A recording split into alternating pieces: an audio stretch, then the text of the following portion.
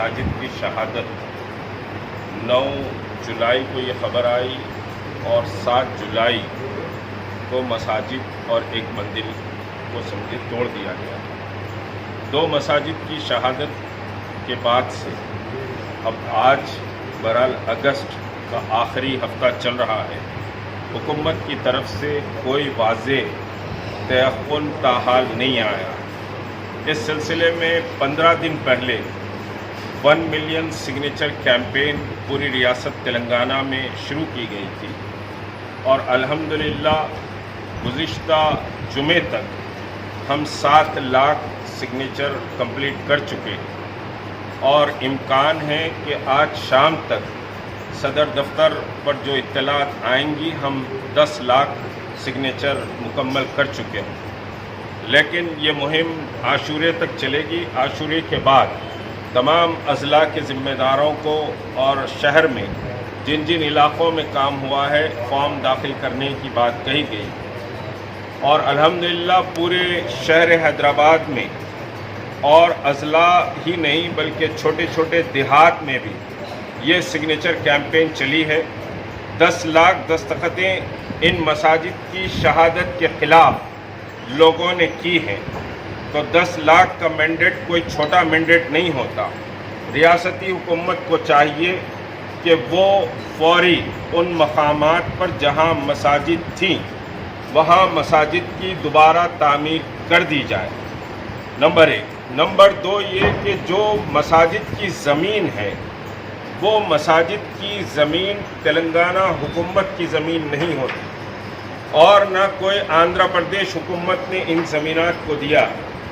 یہ زمینات وقف ہیں اور وقف زمینوں پر یہ دونوں مساجد تعمیر کی گئی۔ وقف ایکٹ اور پارلیمنٹ ایکٹ یہ کہتا ہے اور سپریم کورٹ کی رولنگ ہے کہ ونس وقف آلویز وقف۔ ایک بار جب زمین وقف ہو جاتی ہے تو اس کے موقف کو تبدیل نہیں کیا جا سکتا۔ تلنگانہ حکومت نے جابرانہ ظالمانہ اقدام کرتی ہوئی ان مساجد کو شہید کیا ہے اور اس کی زمین پر سیکریٹریٹ بنانے کا پلان بنایا۔ سب سے پہلے ہم نے پلان کو عوام کے سامنے رکھا، جو نیا پلان آیا ہے اس میں ایک ہی مسجد آ رہی ہے۔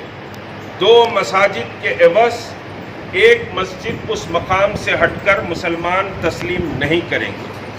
دونوں مساجد اسی مقام پر تعمیر ہونی چاہیے۔ شریعت کا بھی یہ حکم ہے کہ ایک بار جہاں مسجد تعمیر ہو جاتی ہے وہ قیامت تک کے لیے مسجد رہتی ہے۔ آج یہاں پر ہم نماز جمعہ ادا کیے ہیں اس مسجد میں، تو یہ مسجد بھی کعبۃ اللہ کے ساتھ جنت میں روز محشر داخل ہوگی۔ اسی طرح سیکریٹریٹ کی مساجد کی زمین بھی روز محشر چاہے بابری مسجد کی زمین ہو روز محشر جنت میں داخل ہوگی۔ یہ ہمارا ایمان ہے اور اللہ کے رسول صلی اللہ علیہ وسلم کی حدیث مبارکہ کہ مساجد روز محشر جنت میں داخل ہوں گی۔ تو مساجد کا مقام جنت کی زمین کا مقام ہوتا ہے اور وہ اس کے موقف کو تبدیل نہیں کیا جا سکتا۔ ابھی سمجھیے کہ اطلاع ملی کہ ایک ریٹ نمبر کیا ہے، ایک ریٹ سمجھیے کہ ڈالی گئی ہے 14155 ایک ریٹ ہائی کورٹ میں ڈالی گئی ہے اور اس ریٹ کے تعلق سے بہت سارے دوسرے ریٹس بھی ہیں، پینڈنگ ریٹس ہیں، لیکن اس پر جو اچھا ڈائریکشن آیا ہے تلنگانہ حکومت سے کہا گیا ہے کہ وہ ریٹن میں اپنا جواب داخل کریں اور ریٹن میں جواب داخل ہونے کے بعد ہیئرنگ ہوگی۔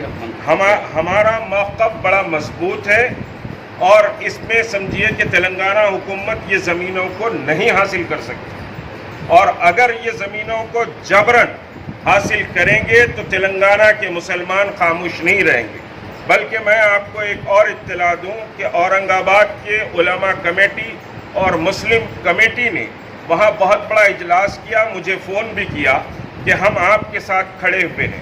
اسی طرح بنگال وقف پروٹیکشن کمیٹی بھی ہے، تو بنگال کلکتہ سے بھی مجھے فون آیا کہ ہم آپ کے ساتھ ٹھہرے میں ہیں۔ علی گڑھ مسلم یونیورسٹی کے طلبہ یونین سے بھی فون آیا کہ مساجد کی اس لڑائی میں ہم آپ کے ساتھ کھڑے ہوئے ہیں۔ تو مساجد کا مسئلہ پورے ہندوستانی مسلمانوں کا مسئلہ ہے تلنگانہ حکومت کو چاہیے کہ وہ اس مسئلے پر فوری کارروائی کرے.